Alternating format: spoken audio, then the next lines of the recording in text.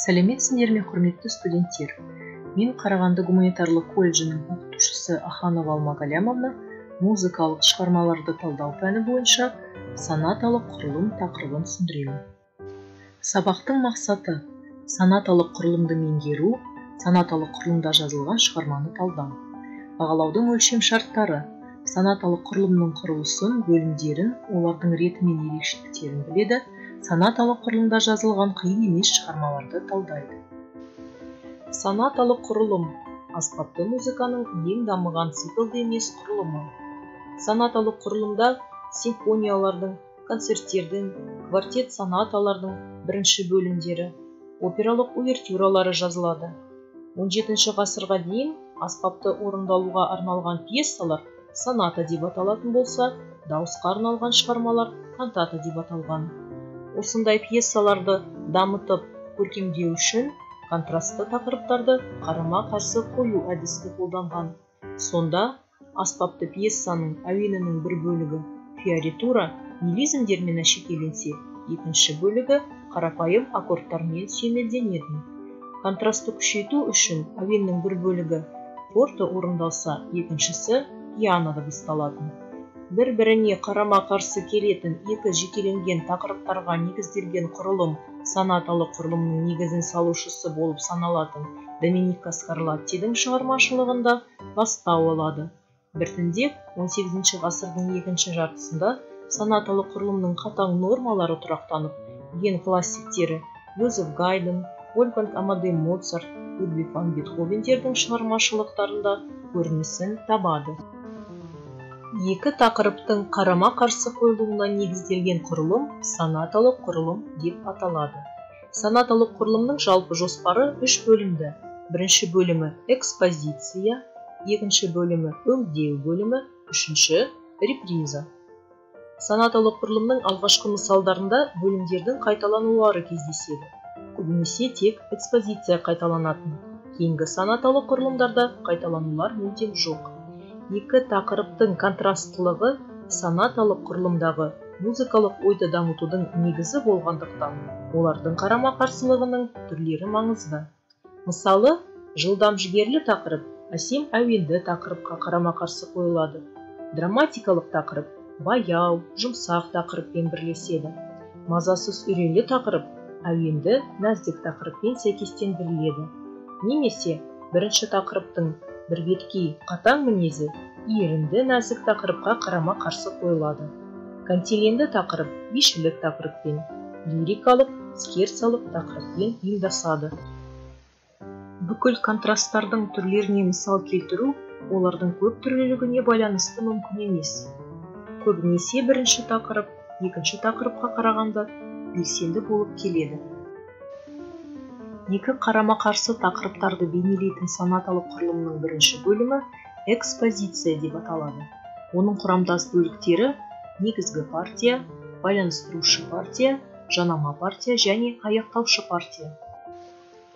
Негізгі партия бұл бірінші тақырып.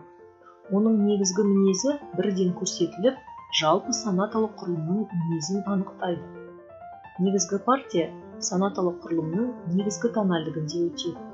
Құрылымы бойынша көбінесе бір тональды немесе модуляцияланған период болып табылады. Кейде негізгі партия қарапайым үш бөлімді құрылымда беріледі, ал екі бөлімді құрылым негізгі партияға тән емес. Келесі байланыстырушы партияның басты міндеті негізгі мен екінші жанама партияларды байланыстыру болып табылады. Бұл партия көбінесе негізгі партияның тақырыбында құрылады. Мысалы, партияның басында негізгі партияның бірінші тақтары қайталануы мүмкін. Немесе байланыстырушы партия жаңа тақырыпқа негізделуі мүмкін, бірақ бұл жаңа тақырып негізгі және жанама партиялардан асып түспей, орташа дамытылған болып келеді. Байланыстырушы партияның негізгі функциясы жанама партияның тональдігіне модуляция жасау. Бұл партия период құрылымында жазылмайды. Тақырыптың секвенциялы дамуы басым болғандықтан, негізгі партияға жалғанған қосымшалардың бірігуінен құрылғандай болады. Негізінен байланыстырушы партия негізгі партияның көлемінде болады, бірақ та өте қысқа байланыстырушы партияларда кездеседі. Кейбір санаталық құрылымдарда бұл партиялар мүлдем болмайды. Жанама партия негізгі партияға қарама-қарсы қойылатын тақырыбы өтетін экспозицияның бөлімі. Экспозициядағы контраст жанама партияның басталысымен білінсе де, кейде бұл жеткіліксіз болғандықтан жанама партия екі немесе бірнеше тақырыптардан тұруы мүмкін. Негізгі және жанама партиялар қаншалықты бір-біріне қарама-қарсы болса да, гендік классиктардың экспозициясы бір темппен орындалады, ал романтиктарда болса 19 ғасырдың екінші жартысынан бастап жанама партия негізгі партияға темпті өзгерту арқылы да контрастқа түседі.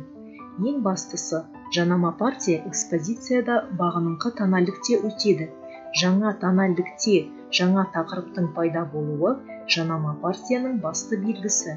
Жанама партия үшін келесі тональдіктер қолданылады. Егер шығарма мажорлы болса, онда доминанта немесе үшінші сатының кейде алтыншы сатының тональдіктері қолданылады. Ал минорлы шығармаларда параллельді мажордың, минорлы доминантаның, мажорлы доминантаның тональдіктері қолданылады.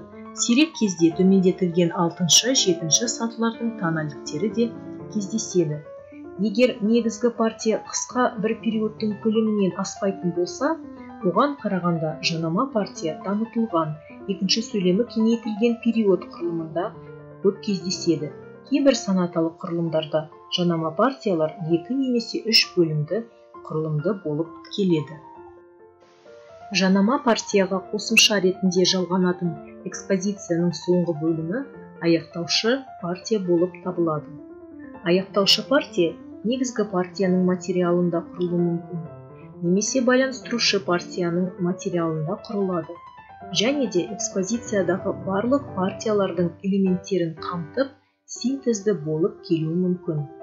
Аяқтаушы партияның бір белгісі біркелкі дыбыс қаттылығының сақталуы, тек фортамен немесе тек пианомен дыбысталуы. Аяқтаушы партия жанама партия тональдігінде өтіп, оны қорытындылайды. Және де бұл партия қысқа құрылымдардың тізбектерінен немесе период және оған жалғанған қосымшалардан тұруы мүмкін. Аяқтаушы партияның санаталық құрылымда болмауы өте сирек кездеседі. Жалпы санаталық құрылымның екінші өңдеу бөлімінде экспозициядағы негізгі мен жанама партиялары түрленіп, өзгертіліп, дамытылады. Өңдеу бөлімінің негізгі белгісі тональды тұрақсыздық. Өйткені өңдеуге түсетін тақырыптар негізгі тональдіктен басқа бағыныңқы тональдіктерде өтеді. Көбінесе өңдеу бөлімі бірден бағыныңқы тональдікте басталады, ал өңдеу бөлімінің соңында репризаға дайындық ретінде негізгі тональдік тұрақталады.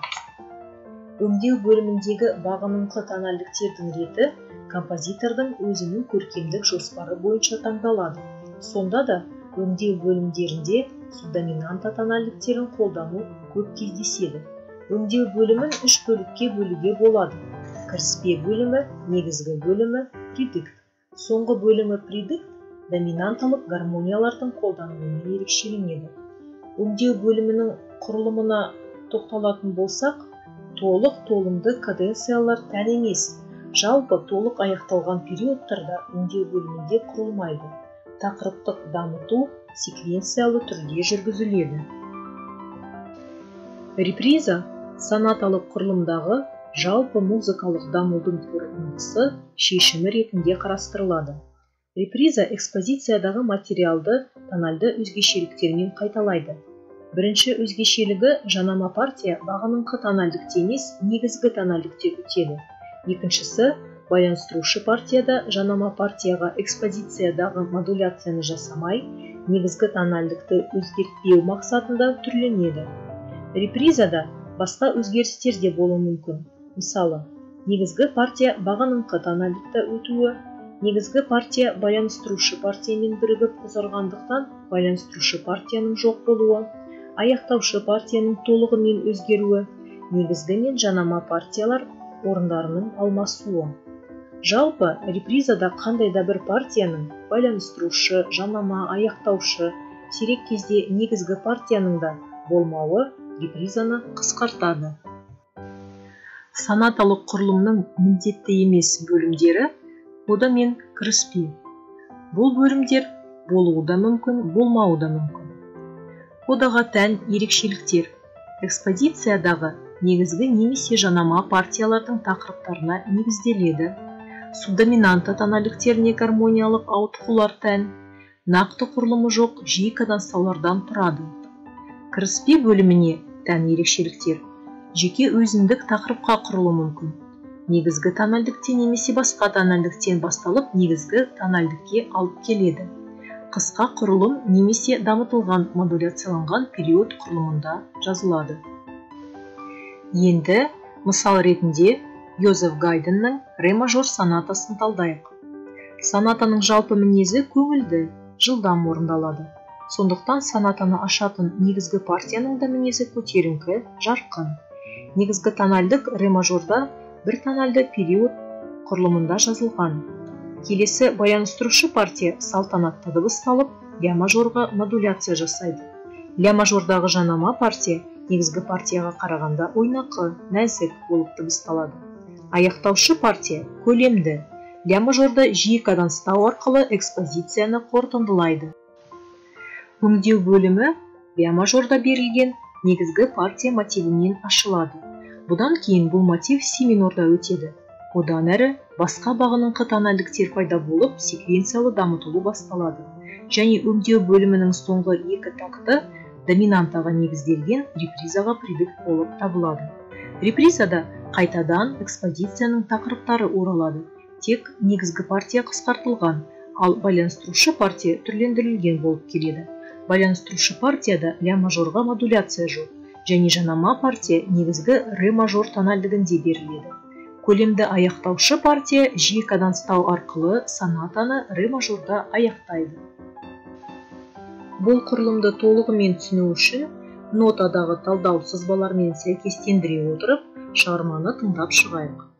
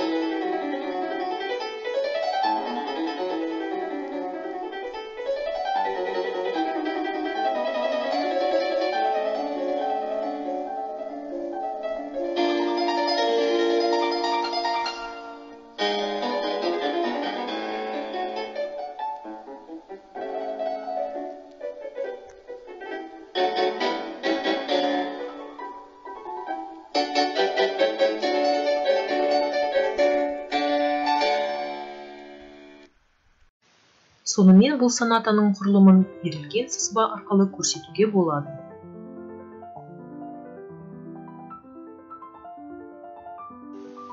Үй тапсырмасына видео сабақтағы мәліметтерді конспектілеп алу және Моцарттың жеңіл до мажор сонатасы талдауға беріледі. Назарларыңызға рахмет.